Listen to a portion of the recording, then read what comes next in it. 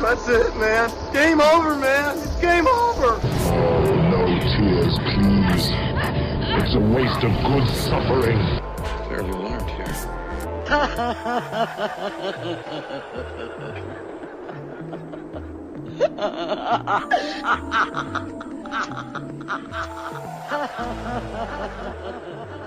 Welcome to MOTN Reviews. This is Masters of the Nerdiverse Reviews, where we take some of cinema's most shiniest supernovas and look at some that may not be so brightly lit. This bean sprout of a podcast can be found on iTunes, Stitcher, Spreaker, SoundCloud, YouTube, iHeartRadio, Google Play, and Spotify. I'm, of course, your host, Mike G. And today we are having quite the reunion. We haven't actually done a TriCast since I made you guys watch Freaked, if I remember correctly. That was correct. That could explain why we haven't done this. Well, this is a little bit better fare than Freaked, even though we got 2 out of 3 on Freaked. First, got 2 out of 3 on Freaked. That's okay. Well, I tell you what, I like how you wrapped in a bean sprout of a podcast because it's to discuss, isn't there? Yes, there's a lot of growth on this actual review. And if you've read the title of this review, we're actually going to be reviewing Between the Darkness, brought to us by Tri-Coast Entertainment. This is a Dark Coast Entertainment. And this was actually going to be directed by Andres Rivera. And this is quite the interesting little movie, wasn't it? Man, you know I love me some weird character-driven horror shit, man. I don't need the gore. I don't need the blood. I just something that when the final scene cuts or rolls, you go WTF, man. WTF. So yeah. Okay, so before we begin, I do have to ask, when we tell us how we got connected to this film. Actually, as we got connected to this film through Dark Coast, they actually reached out to the podcast at mastersnerdiversecast@gmail.com and asked us to review their film. It's just coming out on, I would say, various streaming services on August 20th. So we got to see this early, y'all. This is a preview of the film. And thank you for allowing us to do so, because Yeah, absolutely. You're going to be able to watch this on Amazon, iTunes, In Demand, DirecTV, Vudu, Fandango, Vimeo, Google Play, Sling, Dish, whatever you got. You're going to be able to see this film. And boy, this film it took me by surprise, this movie did. Yeah, I didn't quite know what to expect when we were seeing it. Like I said, the synopsis didn't quite tell you like the majority of what was going on. Like I think Brian's right with saying that like he likes weird films. This is definitely a film that I could enjoy. And I know there's specific people that don't like these type of films. Yeah. But this is definitely something that it's like I'd probably watch again. I mean we aren't even fast forwarding to the end, but I could eat this up again with a rewatch for sure. Yeah. For sure. But anyway, Mike. Absolutely. I don't want to jump to the end of the book. It's actually let's peel the burger wrapper first. Let's get through the burger wrapper. Of course. And this will be a non-spoiler review. So yes, because I want you to go see this. I want you to watch this film because it is quite. It's to me, it's a tale of two movies.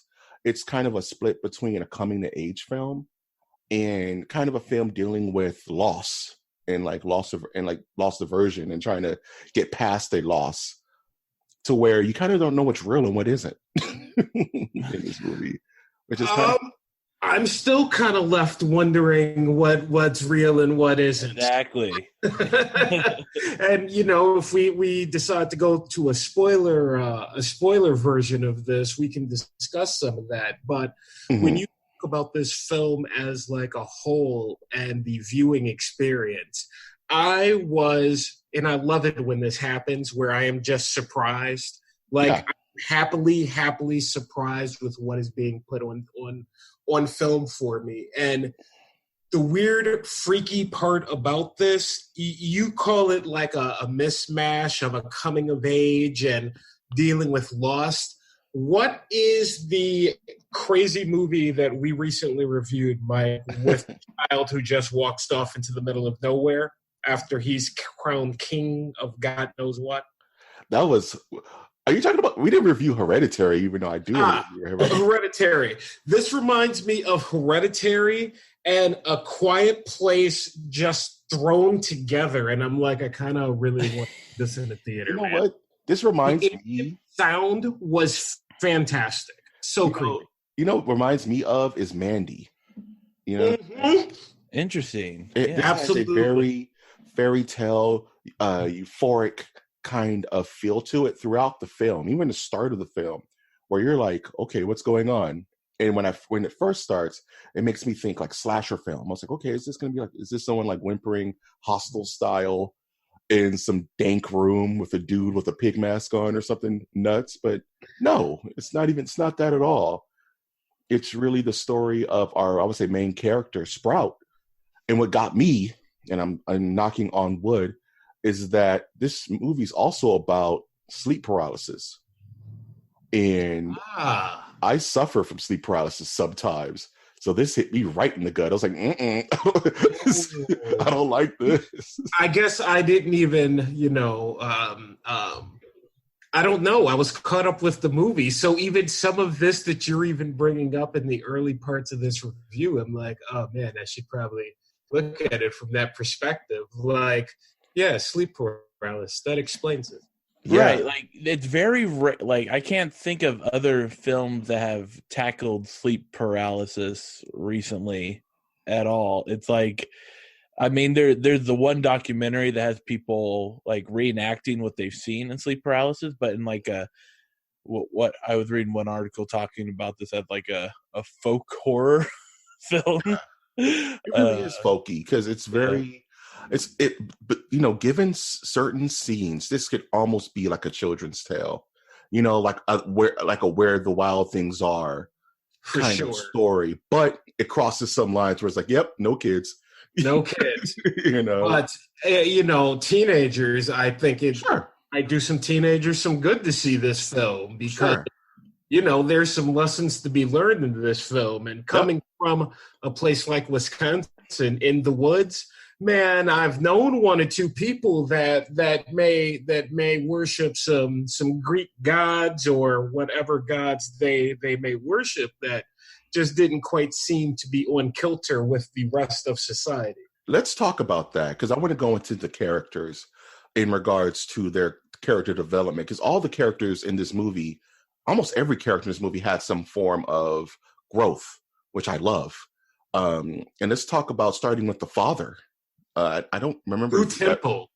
Temple. And a quick shout out as far as characters go. Lou Temple, Danielle Harris, like, these people have been acting for ever years. You know what I mean? They brought some talent to this cast, and that really, really helped drive home what otherwise could have been considered a simple movie.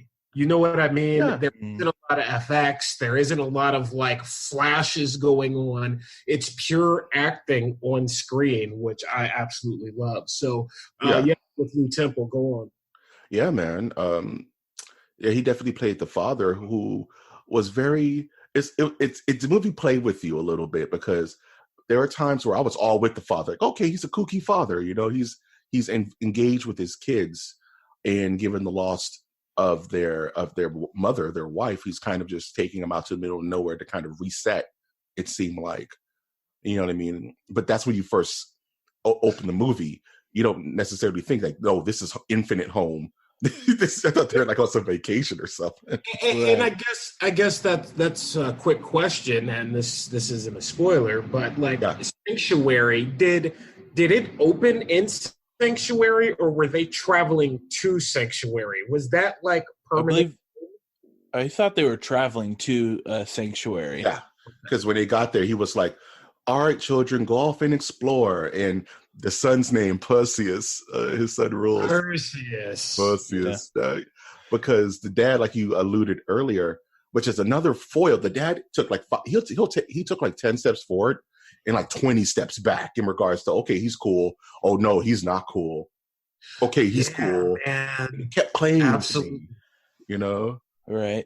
Well, I felt like the film was actually going for like a slow burn type of thing to where like if we were going to make a connection to like sleep paralysis where you go to sleep, you're comfortable, and then it just like you wake up and well, you're kind of like it is like a shock to your system, at least from what my one of my buddies who has it frequently talks I'm going to tell you guys what sleep paralysis is because I deal with it. Sleep paralysis is hit or miss. You're laying in bed and you're in your position and you're up, but you're not. Your body is locked. You can't. You're breathing in shallow breaths. You know what I'm saying? And and it's kind of like it's terrifying. And it's the most lucid dreaming because you're like, okay, this is happening. You know what to do. Force yourself awake, and it's like a wiggle your big toe kind of situation. Sometimes there's monsters. I'm not even joking. Sometimes there's things in the corner. You're like, hey, what's up? You gonna do something? You ain't doing nothing. So I feel like with just the trajectory of the film, it could be described in that context of sleep paralysis, but I could be crazy. Well, dude, Lou Temple is broken in so many different ways, but like when we get a glance at this character and he's telling them to go run and play, you can sense how his sense of feeling comfortable in that place was. And you just get this sense that this man is broken from the inside. And I mean, you know, the God thing is it's really the dinner table scene where they're all eating their first meal there, and he's doing his prayer to Hephaestus, I think is the god he mentioned, right? Yeah. And you're like, okay, that's interesting because I thought he was going to do the Lord's Prayer, but no, he goes into praising the God. What did he call it? The God of quiet, silence, silence. The God of Harpocrates or Harpocrates. Yes. And little Perseus real quick. And thank you, sir. And Sprout were just sitting there, with the little finger thing. And I was all for. And then he had a moment where he kind of reflected on his wife. Where you just, like Brian was saying, you could see the break. You could see like the crack in the glass where he just kind of got. I don't know why you took her, but in your infinite wisdom, she's now walking amongst the weeds or amongst the amber rains of grain. You know what I mean? She's absolutely. And you can start to see, like, that's where I was like, is this guy cool? Okay, because this is one of those movies you had no idea how it's going to end. You know what I mean? And his character development, you start to see more of him as being this great father, chasing his kids, trying to educate his daughter Sprout, because we'll talk about her a little bit later. But every time he would talk to her like one-on-one, he will reveal something like, we have what we believe in is not openly believed. And, I'm trying to shield you from, and he just starts listing off stuff like interracial marriage, like interracial relationships. I was like, whoa. Right. He called it the otherness. And then you're like, you're hearing words like Artemis, Perseus, and then sudden he's like, interracial marriage is bad. And we're watching this movie in 2019. I'm not gonna get political real quick, but you're like, oh shit, where's this going? What am I watching right now? And like, is this dude who's like worshiping gods, like, what is the otherness? Like, is that coming to eat me? The otherness, and that's what you think her sleep paralysis is, because when Sprout gets into that mode, she starts to see what she calls the Gorgon, right? Mm-hmm. Gorgon, yes. And it's this shadowy, almost. It reminds me of the demon from X-Files. Remember that episode? The serial killer who would eat the hair of his victims, and he captured Gully, and he just looked at this creepy demon thing. Yes, I do. That thing, that shout out to that episode. It still gives me nightmares to this day. But this Gorgon would haunt her dreams, very quiet. You never got a clean shot of the thing ever, which is good. Keep the monster in the shadows. But that goes back into her reading the books on Greek mythology and in Medusa and her wild imagination. Well, her homework, it's not like she was reading it for fun. Right. Lou Temple's like, no, bro, I got a god, you're gonna have a god, you get a god, you get a god, everybody gets a god. And you're like, okay, well, that's fair enough, until he starts talking about the people that believe in the one god. Yeah. Then you're like, man, where's this dude coming from?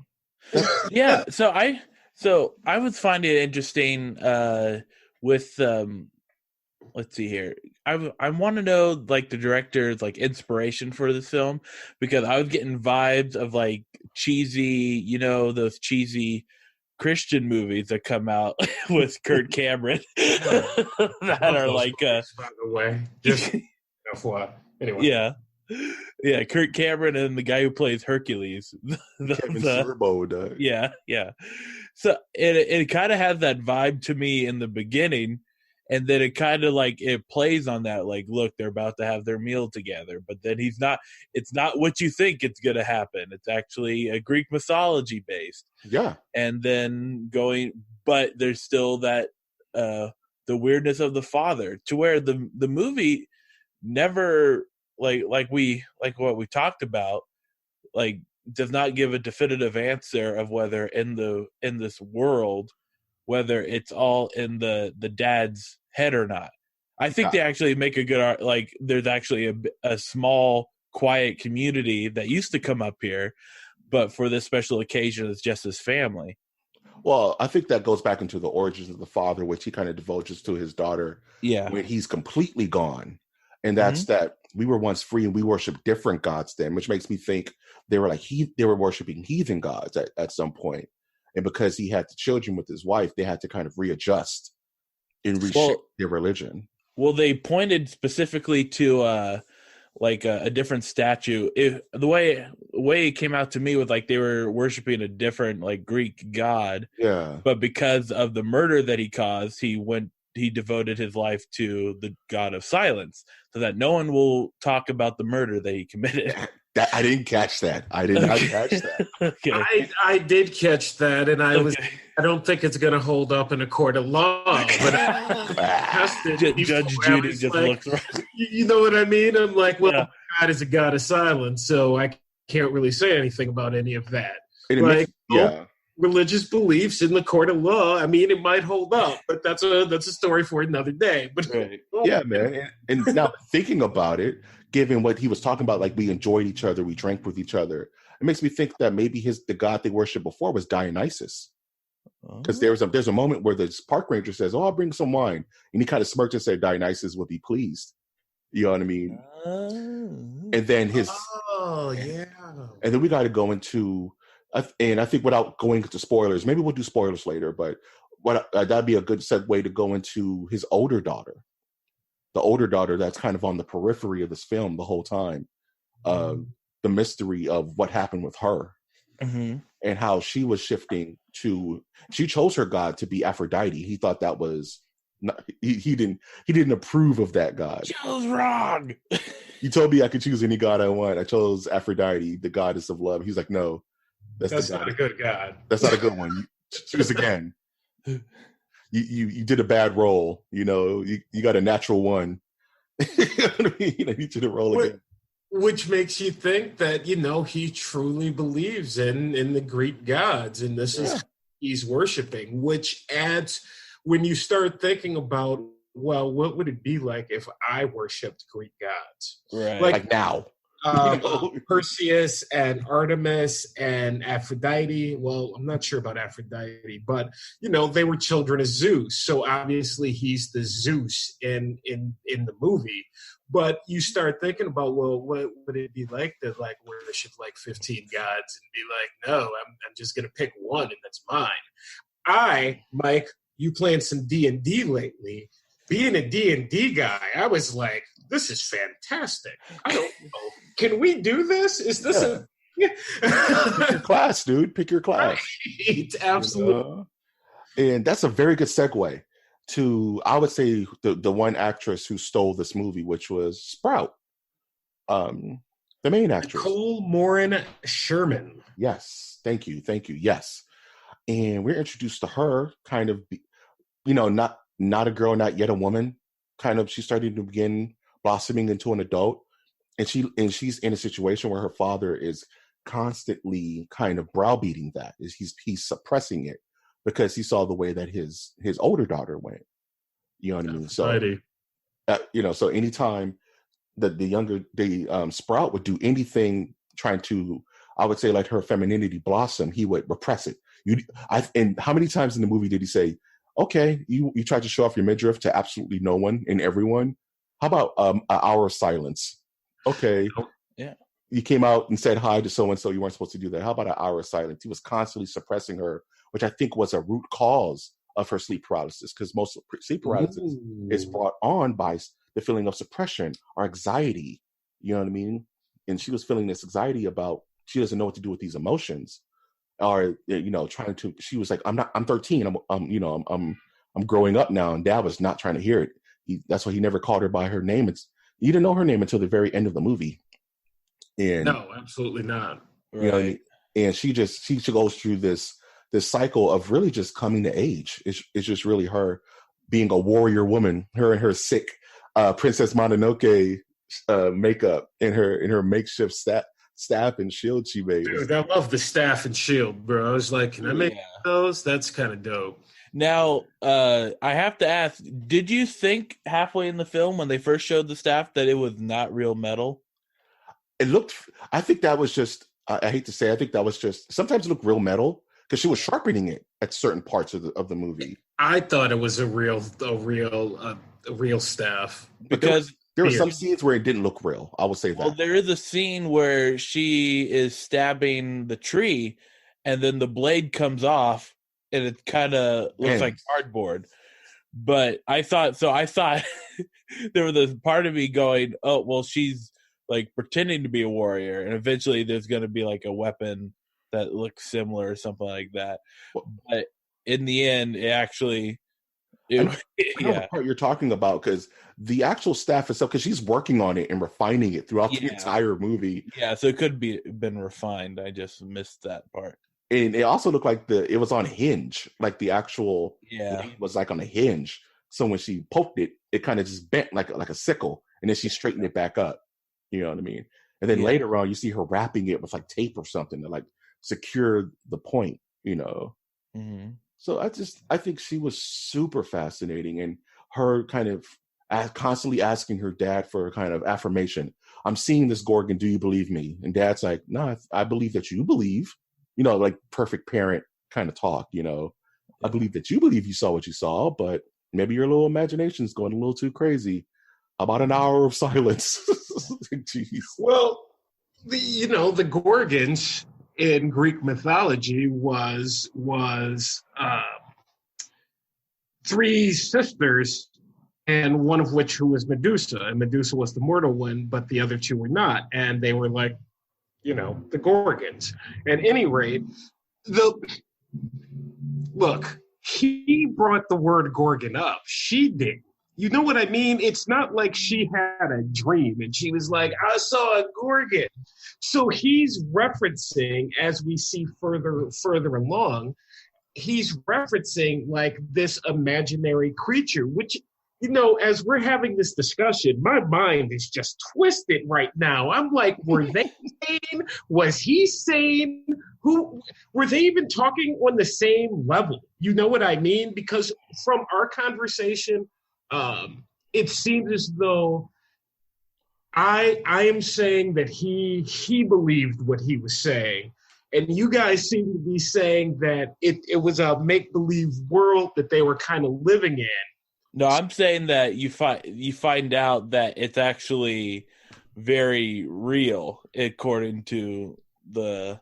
And I'm saying I think it's a little. I still think it's not real. I think this is all the psychosis of a father and a daughter who has traits of psychosis like her father, and he's nurtured it since she was born. Like he even said, "I made you in my image." You know what I mean? Got herself a good movie. You know what I'm saying? Got ourselves a good movie. We got a live one. And I just think that I think that none of it was real. I think it was all in their heads. There was nothing physical to the Gorgon or to when she was like, remember when she went into the woods and she saw those rabbit pelts hanging everywhere? And she had that episode and she was like, the Gorgon froze me. It's like, no, I think you just had like a seizure or something. Like you just kind of freaked out. We don't know why. Here, drink this potion. Take this pill. But, yeah, by the way, I want to back up to that one scene because he's like, I take one of these pills. And he gave her the whole pill. And I'm like, bro, you're like a 40-year-old man. Right. What are you giving this child one of that you eat? Because it's not going to work out well. But vitamins, bro. Vitamins. That's vitamins. They're both schizophrenic. He gave her one of his medical pills that he would take to reduce the schizophrenia. And the pill she took, he didn't take, so he started to go crazy. Should we do a spoiler alert call? I would like to talk about one more character before we go into spoiler alert. Okay. I would like to talk about the little one, Perseus, and that can be a segue to spoilers because he is a big Tate spoiler. Birchmore. I don't know. It was my first time seeing his name, hearing his name, but I'm sure it will not be the last time I hear his name. Nah, little man almost stole the movie. I really dug him. At first, you could tell he's a germaphobe. He's just kind of in the house, you know. He has the giant kitchen mitts, and under that he has his hands wrapped in plastic. Yeah. I didn't know if he was a germaphobe or just didn't like to touch stuff. I was waiting for like the father to just like mention something about the hands. I was really hoping that was going to have more of a play into the film, like like the father had like some weird attachment to he cannot touch anything, and then it turned out the first thing he touches is blah blah. Well, right, yeah. I think even Sprout was trying to get him to kind of shed that layer, kind of, you know, here, get your gloves, you dumb biscuit, and then she'll just run off into the forest, and he would have to figure out and follow her through. But he can only make it so far because of his trauma. That's why I was like, this movie's all about the pain of them losing their mother, and kind of is it? Because even in scenes where Sprout was having was having dreams about, oh, that's spoilers. Okay, well, wait. But going back to Perseus, whenever he got close to that tree, that little hanging tree with all the little doodads on it, he would think about his mom, and then he would just start crying and belt back. You know what I mean? The husband getting over the loss of his wife. But, and I thought that was his sister. I don't think they ever directly showed the mother in that scene. Yeah. They only mentioned the mom twice, I believe. When they flash, and that's why I was a bit confused with Perseus and that scene with the tree, because I was like, all right, well, what you're saying is he's in trauma from losing his sister, because that's who they showed. It's like, oh, I mixed them up because little man's how old? Like 7? 8? He can't be that old, man. He's tiny. Yeah. So I wasn't that mixed up. What winner? The third vote? Was it the sister or the mother? It was the brother. I feel like it was more of the sister, just with how much they were pushing the sister angle. Like I said, the mom wasn't talked about too much. It was more like the mom was a tragedy that happened long ago, while the sister was the tragedy that they were the reason happened recently. Yeah. And I was trying to figure out that time frame, like how close together was them losing their mother to them losing their sister, and I couldn't pin it down, like just how much time passed. Like what were they actually in mourning of? It must have been the sister, right? Yeah, that's what at least what I was getting from it. But then again, I was getting not necessarily mourning.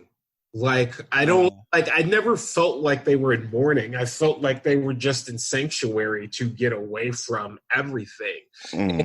There were a bunch of memories there of their sister and mother and blah blah blah. But like it just happened to be a moment in the course of this year where they were at Sanctuary more so than they went there to mourn the loss. Makes sense. Let's get into spoilers. Well, before we hit spoilers, just in case, do you want to wrap, do a rating now, and then those who want spoilers can listen after, or? Okay. How does that sound to you, Winner? You want to just kind of do like a... Yeah, I mean, that could save you time, or you can just tell people, splice it audio, go to time stamp, blah, blah, blah. Okay. So I think this will be the perfect conclusion of our non-spoiler review of Between the Darkness. What's your overall thought about the film? My overall thought about the film is you need to watch it. You're not going to be disappointed. I would rewatch it. So wherever it's streaming, go pay for it. It will not be the worst movie you saw this year. I promise. Beautiful. What would you rate it out from 0 stars to 5 stars? I'm giving this a 4.2. Ooh. 4.2. It has one or two flaws, yes, but ultimately character-driven, acting-driven, and man, it left me a tad bit unsettled, which I'm sure we'll get into in spoiler land. Beautiful. What's your verdict, Winner? Yeah, I would definitely say it's a movie that you have to watch, and I think there are some questions that I still left, and they're like, if I was in charge, I probably wouldn't have made that decision, but I wasn't, and I'm like, the bottom line, I have to ask myself, am I upset that I wasted time watching it, or did I enjoy the experience? And I enjoyed the experience, and therefore it was a piece of art that I enjoyed. So I give it 3.5 stars. There you go, the Russian judge over here, Doug. I think everything that he said is absolutely fair. But absolutely, yeah. Great watch. Perfect. Okay, what we got? We got great acting across the board, I would say. Amazing storytelling. I like the actual story overall. Great cinematography. The crane shots, the hazy dream sequences, all very masterfully done. I would say I believe you mentioned earlier, Brian, the music was very groovy. Music and sound, fantastic. Creepy, atmospheric, not too bloody, but bloody enough. You know what I'm saying? And it just leaves you with questions. And the best thrillers, the best horror movies always leave you with questions. With that, I thoroughly enjoyed this. Like you said, this would be one that I would like to have on rotation, maybe around the holidays. I don't know why. Like an end of summer movie. It's like the perfect end of summer movie for me. So I would give it a 4 out of 5. I think it was very good. 4 out of 5. Wow. I really like it. I'm gonna have to say something here because you mentioned the dream sequences, and this is bringing up another point that I had written down, but I left my notes at work. Specifically, I am amazed with how clean it looked, the whole movie, I cannot imagine it having a big budget sort of thing. 100%. Yeah. So I think I have to upgrade my rating to a 4 because I wasn't considering when I was doing the 3.5, how I look for films, how they make the best bang for their buck. Think about it. Yeah. It was on one location. It had a handful of actors and actresses. Like you said, the budget couldn't have been have been LucasArts, right? So with what they had and with the script and with the storytelling and the actual plot, yes, this is a solid 4.5 out of me. You know what I'm saying? It's great. That might not work with particular other people who don't think about the budget. I'm sure if I sit somebody down, but they still would like it, I think. So that's why we're the masters of the nerdiverse. And they're not. The plebs. Got it. No, I'm just kidding. All love. Peace be to okay. Before, I'm not gonna ask Winner, but who would your Greek god be, Brian? Dude, I'm taking Zeus. I'm sorry. Like, what do you? Dude, that's a little ham-fisted there, man. That's strong. What do you want me to do? Who else are you taking? I don't know, man. Blacksmith one. Yeah, man. I'm gonna take Poseidon because he rules, and I'm a water sign. Okay, I mean, rule. he's like the Zeus of the water. What are you talking about? It's not like you took freaking Apollo or somebody or Hercules. You know what I mean? You didn't go with the half man. You went with the king of the freaking water. Under the sea. Everything's better. Where it's wetter. Take it from Poseidon. Yeah. You can hear that song 24/7. At other places other than this podcast, because we don't want this to be stricken by copyright law. La, la, la, la, la. So I think this will be the end of the non-spoiler podcast. Definitely thank you for Dark Coast to giving us this opportunity to review your film. I think it really made all of our days. And like I said before, you can view this fine thriller, this horror film, on August 20th on Amazon, iTunes, In Demand, DirecTV, Vudu, Fandango, Vimeo On Demand, AT&T, Google Play, Sling, and Dish. And if you wanted to stick around for spoilers, this is the spoiler alert. Spoiler. So this is where we're going to talk. We're going to spoil the mess out of this movie now. So be prepared. Okay. I mean, you put that in my head. It's not fair. Okay. I'll just get it right out of the bat. Did you get sexual assault vibes from the father? No. Not at all, dude. Look, I I knew something was gonna happen, but I wasn't expecting Chick to, whatever. And I'm like, what the hell, man? Like, this just went down real quick. Yeah. Okay. Remember what I was mentioning earlier when I was saying the father would take 10 steps forward, like 50 steps back, right? But every time, like, he's a cool dad. Okay, he's talking about like interracial marriages and the other and all this stuff that he doesn't like. Okay, he's a cool dad. When the daughter is like dancing seductively, he just throws like a beer bottle at the floor and it shuts it all down and then flips on a dime to talk to the sheriff lady. Oh, he's not all bad. He lets the daughter go to sleep while he just walks into the forest naked and starts howling to the moon. Still have no idea what that specific scene was about. That's why I was like, that's some pagan god stuff, dude. He was trying to attune, dude. That's what I'm saying. Like, I think they're his original gods. Like, the god he worships, like you said, the god he worships now, it's because he wanted to keep, I mean, this is full spoiler, the murder of the older sister silent. Correct. The god of silence. So I think the god he worshipped before was some wild and out, like Dionysus, who was all about partying and drinking and fornication and all that crazy. Yeah, dude, the 60s, the 70s. It was a good time from what I heard. I wasn't around, but yeah, I mean, it sounded like there were a bunch of swingers hanging out doing drugs in the forest. So we didn't mention her in the non-spoiler, but Danielle Harris's character and her son, who were I would say, the catalysts of the climax of the film. Without them, it wouldn't have happened, because they were.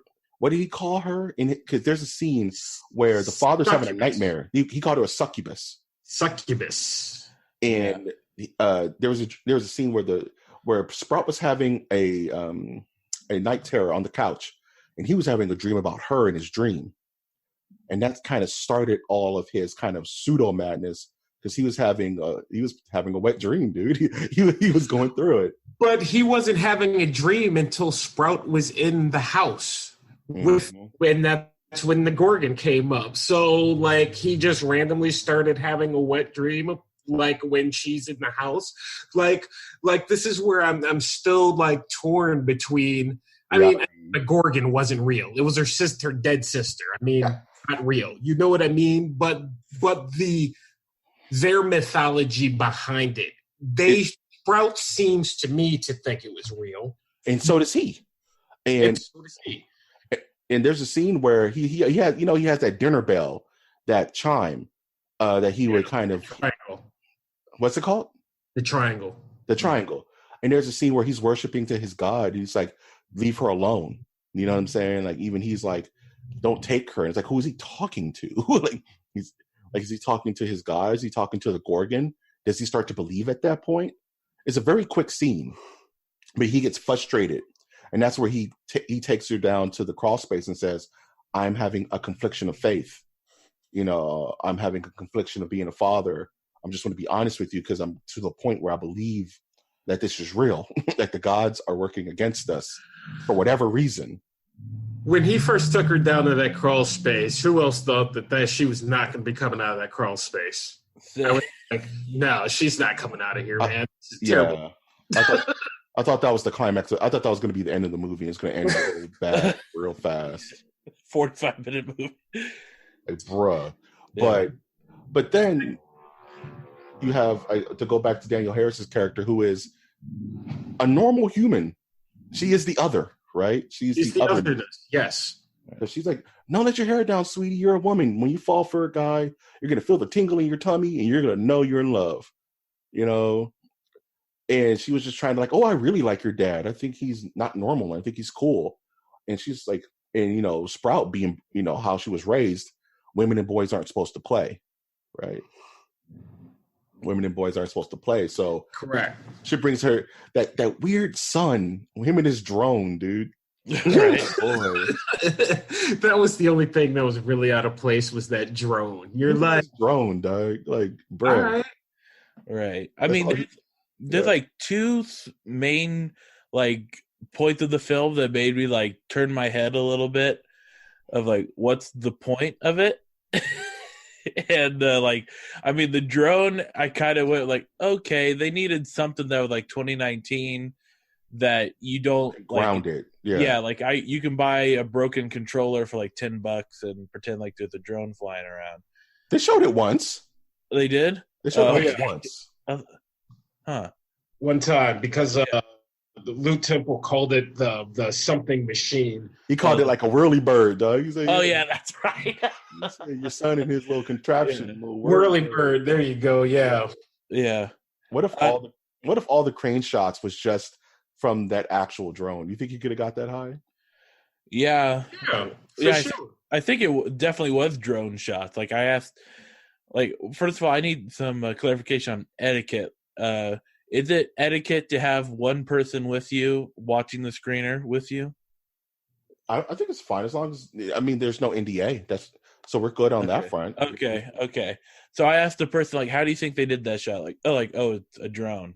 Drone shot. There's no way. Beautiful shots. It reminded me of the beginning of Pet Sematary of the remake, where you just see forest. The Shining shot where it's just do do do do. You just see like the infinite forest. I was like, okay. Yeah. Well, that was Kubrick, so it could have been a drone then, but Kubrick had the first drone in 1974. Yeah. You know what? I believe that. I would absolutely believe that. So, like you were mentioning earlier, like it wasn't the consensual sex that went too far. And when he gave into his sin, when he gave into her temptations and they were doing it, did you hear what he was saying? He was like, it's time for you to atone. Oh yeah, man. He had a hold of the succubus. Yeah. Yeah, he had this. He's like, this is the only way I can get a hold of it. You're not going to take my children. You're not going to take my. What do you want? You want my children? You want my faith? You're not going to have it. It's time for you to atone. She's like, what? She doesn't know what's going on. What in the world? And the worst part is that Sprout is just watching this whole thing, being pretty much living in a sexless, kind of like affectionless life, just seeing that, and her little mind is just blown. She's like, what is happening? Right. And to see him just dart. The scariest part is he sees her see him, and then he just starts darting towards her. I'm like, oh geez. Dude, he went full on batshit crazy, man. He's all boned up, dude. He's going like, oh my god, no. he was pretty good. I did have a question about the Perseus scene at the end. Like, didn't he like push out his eyes? No, he's like a 3-year-old kid though, man. Yeah, but then he came walking up with his eyes, and I was like, I think he poked him in the eyes. I don't think he punctured him though. I think he just put dirt on his eyes, and I didn't get a chance to look at it, but I'm assuming there's some Greek mythology connection to that. Yeah, because he pretty much Pokemon evolved into that little warrior he became. You know what I'm saying? Reviews. Yeah, somewhere off site, he turned from a Perseus to like a Perseus. Perseus is the one who beheaded Medusa. So, ooh, like the Gorgon Medusa, and it's like, well. So, do you think the father could have been a Gorgon? This is my point. Like, if you're reading, if they're doing the Greek mythology thing the whole way through, and it's kind of intertwined, I mean, do you change Greek mythology? Weren't we just talking about this, Mike, about changing things that have already been written for you? You got kind of like I'm like, so. I mean, was the father? Because when you're sleeping, could it have been the father coming in on his daughter all those times? I mean, quite possible. I And the daughter in her dream saw it as some kind of apparition. I think they want to push it for it to be the older sister. Mm-hmm. But what if it was the dad? And you know how sometimes when you sleep, you're affected by what's going on around you? You know what I'm saying? Yeah. Well, don't they reveal, like, at the end of the film that... the sister. The Gorgon is the sister, and that's where the pops... Because at the most, like, physically, what are these two children going to do to this grown man? But then they also show, like, even though the father's dead, like in the back shot of when they're in the car, which I do not like, but they like the father, like, you look cool, get in. Yeah. Can we talk about the ending part? Yeah. Like, I'm curious if I'm like taking crazy pills, or this is something like I'm a Martian, but I felt like that was just so out of place for an end for this film. Okay. Of like, let's talk about what happened. So yeah, go ahead. Sprout deals the killing blow to their dad, right? With this weapon she's been playing with the entire film, training with, all that. Mm-hmm. The dad goes, why? Because he's just in utter disbelief that his children would, quote unquote, betray him. But even though he just choked her out and just killed like two people, because he killed the son too, the boy. And they wander until like the nearest dirt road in the middle of nowhere, and they meet this traveling band in like a Mini Cooper. Right. And they're just like, hey, they're cute. Get them in the car. And I'm like, what does that even mean? And then, Go on. And then they ask him, hey, what's your name? And then Sprout's going to say Sprout, but then she says her real name, which is, I don't want to get the name wrong. I think it's like Elena, something like that. But I don't remember directly because they only said it once. And they get in the back seat. They're just like, yeah, we're hauling ass to Lollapalooza or something. Well, even before they leave, the guy in the back plays them a song. It's like a little ditty. He plays like a little ditty. But it for me, it was Strokes of the Lost Boys. You know, the opening scene, people are strange, blah, blah, blah. And it just, again, like Hereditary, when the end of Hereditary hit, you were like, wait, I want to see what comes before or after that. I don't know which, but I need to see more. And that's kind of what I felt with that ending, because it leaves you going. So is the otherness an actual thing? Like do we take them? Do we eat them? What'd she say? Do we like steal them? Like, who comes across some kids and says some shnipe like that? Am I tripping? Or is the song that they were dancing to at the middle of the film the same song he was playing? He said, you might have heard me on the radio. And he said, that I don't know. I don't remember. Yeah, I thought it was like some old-timey song, but the song he was playing was kind of old-timey too. For the life of me, I thought like there's some deal going on with the director. this dude. Hey, I'm like, I'll give you $1,000 if you put in my song at the end of the movie. And they drive, but it does have ties because they have to be rescued by somebody. Uh-huh. You know what I mean? And like you're mentioning at the end, Perseus noticed that the ghosts of their father are the spirit of their dad or something like that, but still following them. And can we talk about that for a second? Like, what? So none of this was real. None of the sleep paralysis, the spirit of the sister with the Gorgon. But all of a sudden, last shot of the film is like Lou looking at Perseus and like passing on this craziness gene to him. Yep, I think that's 100% what it is. And then that shot of Perseus, and I was like, oh my God, this kid is going to kill people, man. Yeah. For a television show. Don't get it twisted. This is not a happy ending. Yeah, that does make sense. I mean, the kid went crazy. The kid went crazy, had a psychotic break, and watched his father die before his eyes. Now he has the sickness. Now he's seeing his own version of the Gorgon, which is now his dad.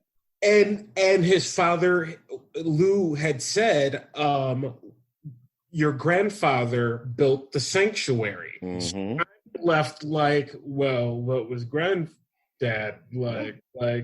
And someone's got to come for the ranger sooner or later. I mean, a ranger just can't disappear with a child and like, oh, what happened to them? We don't know. Well, those kids were off the grid.